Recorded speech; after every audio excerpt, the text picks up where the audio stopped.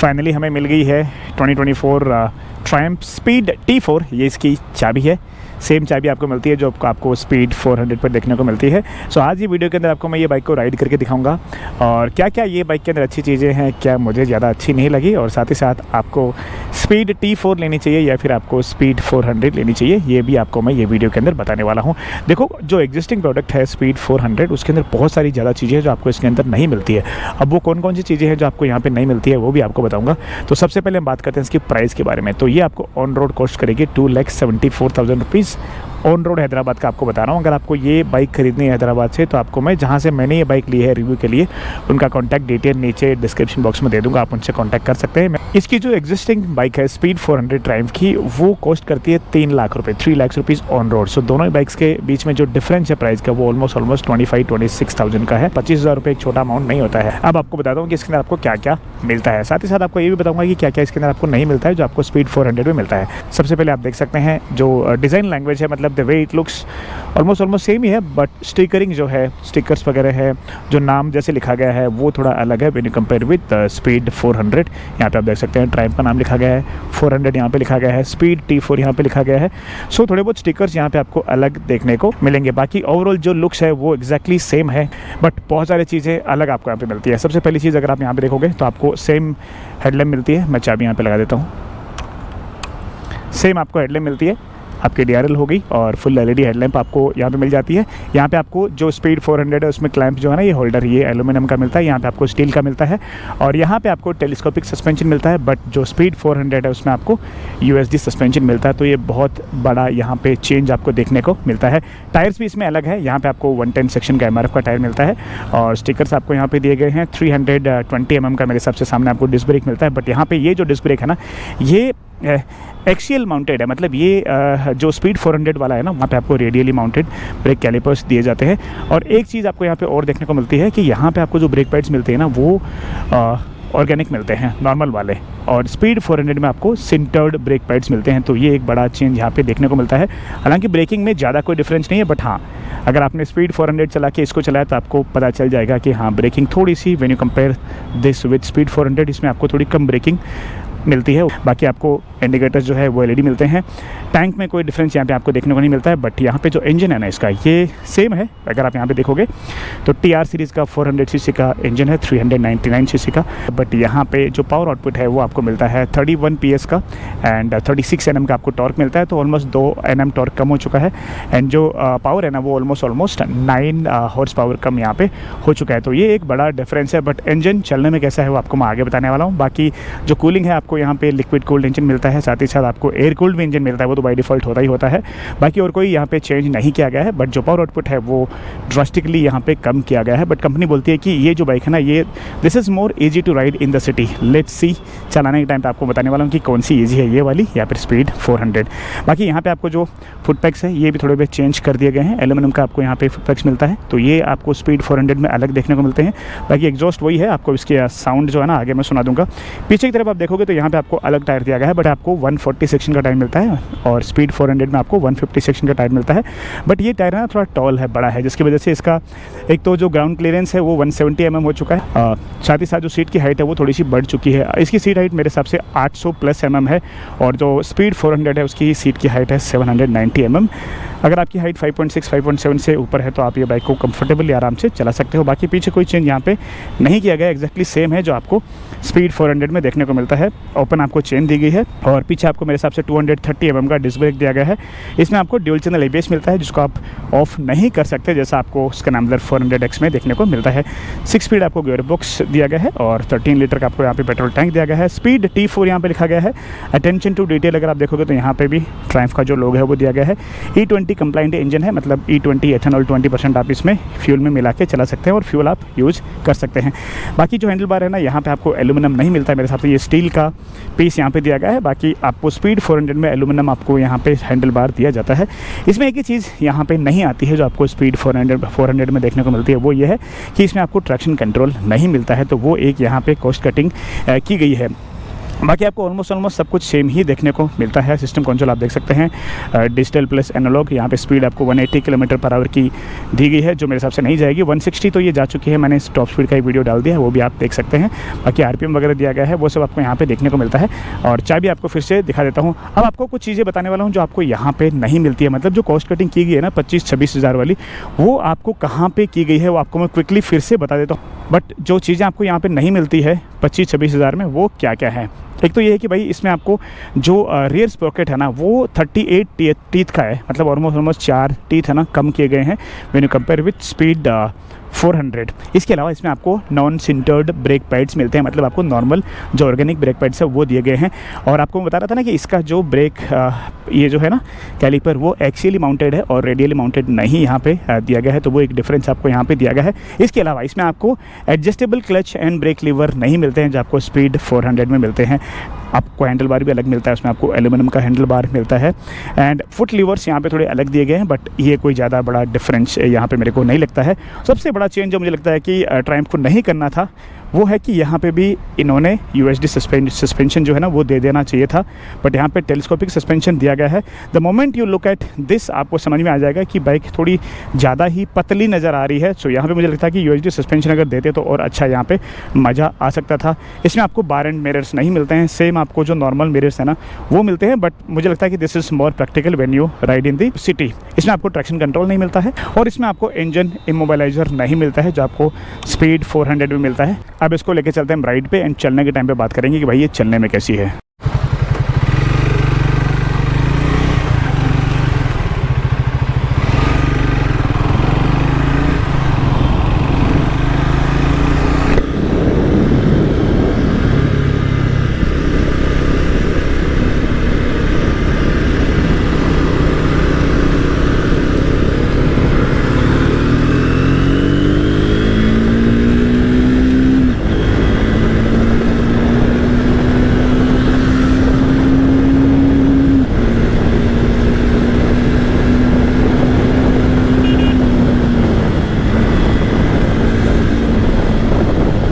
तो सबसे पहले हम बात करते हैं बाइक के इंजन के बारे में। परफॉर्मेंस की बात करें तो भाई इनिशियल टॉर्क बहुत लाजवाब है, बहुत लाजवाब है, बहुत अच्छा पिकअप कर लेती है। बट अगर आप इसको स्पीड 400 से कंपेयर करोगे तो वहाँ पे मुझे लगता है कि थोड़ा सा सर्ज जो पिकअप है ना, जो टॉर्क है ना इनिशियल RPM में, वो बहुत तगड़ा आता है, वो बहुत झट से निकल जाती है। हालांकि उससे थोड़ी सी स्लो है, बट दूसरी बाइक से स्लो नहीं है, उससे थोड़ी सी स्लो है, वो थोड़ी ज़्यादा फास्ट है। But this is not a slower bike, this picks up very nicely.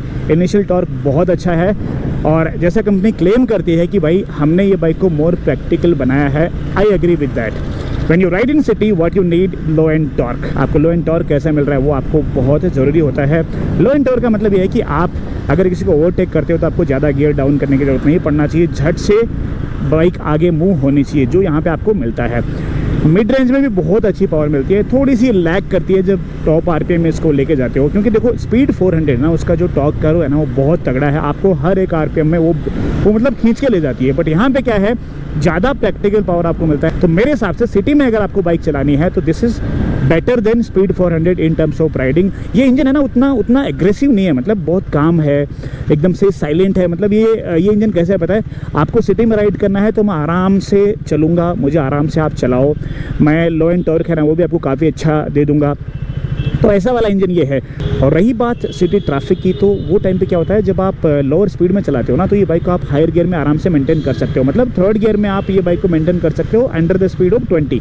क्योंकि ट्रैफिक में क्या होता है, बार बार गियर शिफ्ट करना पसंद नहीं करते, तो वो एक यहाँ पे अच्छी चीज़ मुझे लगी। बहुत लो स्पीड में चलाना है ऑन हायर गियर तो भी आप आराम से बाइक को चला सकते हो। आपको मैं एक एग्जाम्पल दूंगा यहाँ पे, अभी देखिए वो 4th गियर में, आपको गियर दिख रहा होगा ना, 4th गियर में मेरी स्पीड आप देख लो 40 है।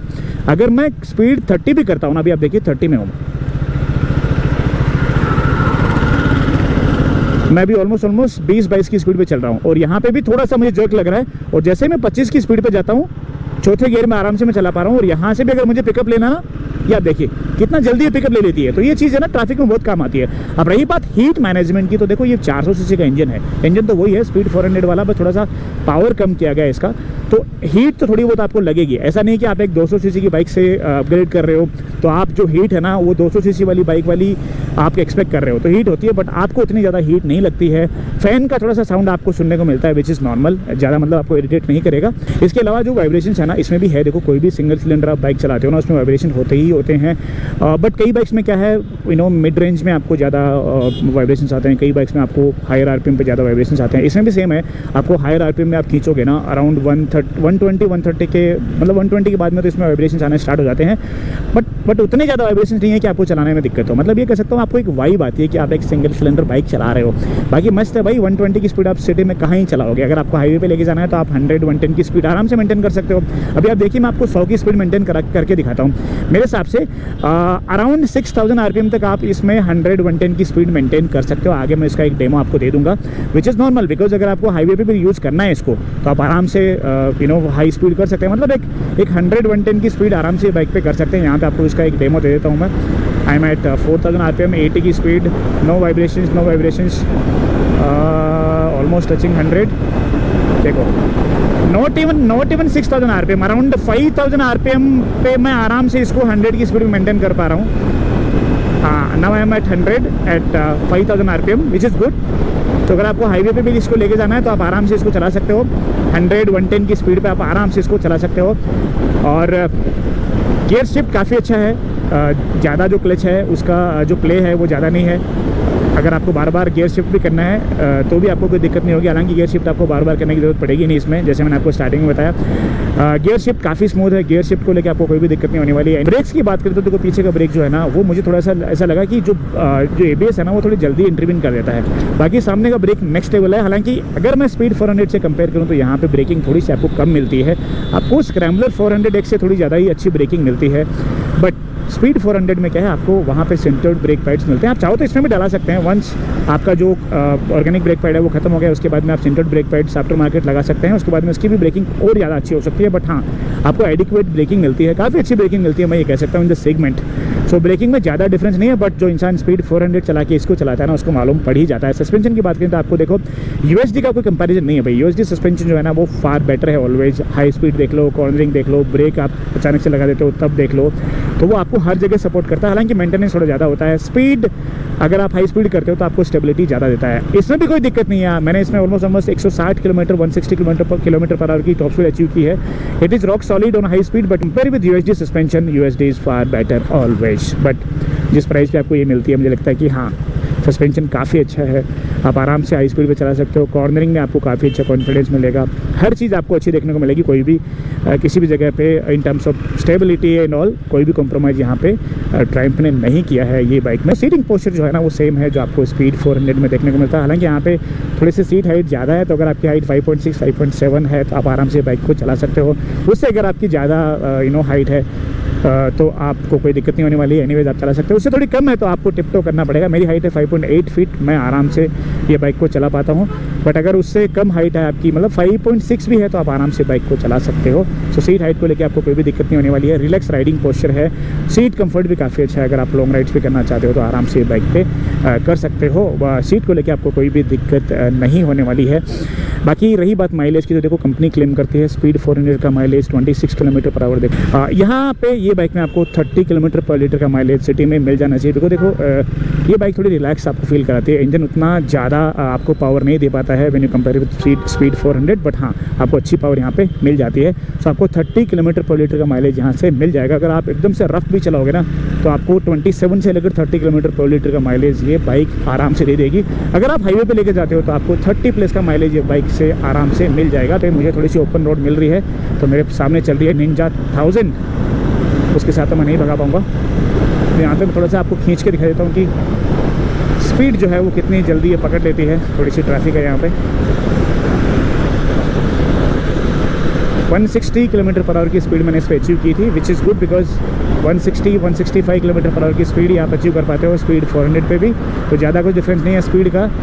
10 और 9 bhp जो है ना वो थोड़ा सा कम यहाँ पे आपको लगता है कि हाँ भाई ज़्यादा ही कम किया गया है, बट जो स्पीड है ना वो काफ़ी अच्छी आपको यहाँ पे देखने को मिल जाती है। एटलीस्ट जो ओडोमीटर पे स्पीड दिखा रहा है वो तो मुझे लगता है कि उससे मैं कंपेयर करूँ स्पीड 400 को, तो यहाँ पे आपको अच्छी खासी स्पीड मिल जाती है।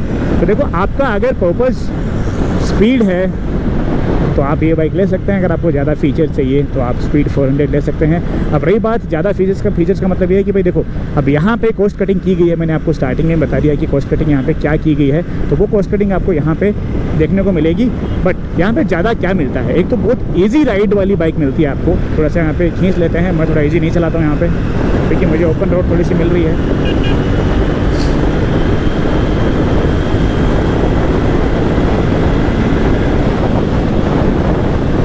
वेरी इजी, अच्छे से स्पीड पकड़ लेती है। और the moment you hit 120-125 kilometre per hour, वहाँ पे आपको थोड़ा सा ऐसा लगेगा कि स्पीड 400 थोड़ी ज़्यादा क्विकली भाग जाती है। ज़्यादा डिफरेंस नहीं है, मतलब नेग्लिजिबल डिफरेंस मैं आपको कह सकता हूँ, बहुत ज़्यादा नहीं है। अब बात ये आती है कि आपको ये बाइक लेनी चाहिए स्पीड T4 या फिर आपको स्पीड 400 लेनी चाहिए। तो आपको बता दूँ, देखो यहाँ पे ये जो बाइक है ना, ये आपको हर वो चीज़ देती है जो आपको स्पीड 400 में मिलता है, एक्सेप्ट दैट कॉस्ट कटिंग जो मैंने आपको स्टार्टिंग में बता दी। टॉप स्पीड है ऑलमोस्ट सेम मिलती है, हालांकि थोड़ा सा टाइम ज़्यादा लग सकता है। 0 to 100 ये समवेयर अराउंड 8 सेकंड में जाती है, वो 6.7 सेकंड्स में चली जाती है।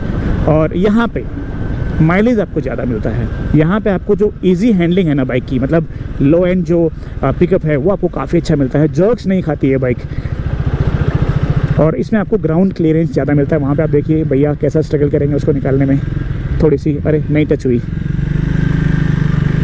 तो यहाँ पे आपको माइलेज ज़्यादा मिलता है। 25-26 हज़ार रुपये आप बचा लेते हो, 25-26,000 रुपीज़ आपको यहाँ पे बचा लेते हो।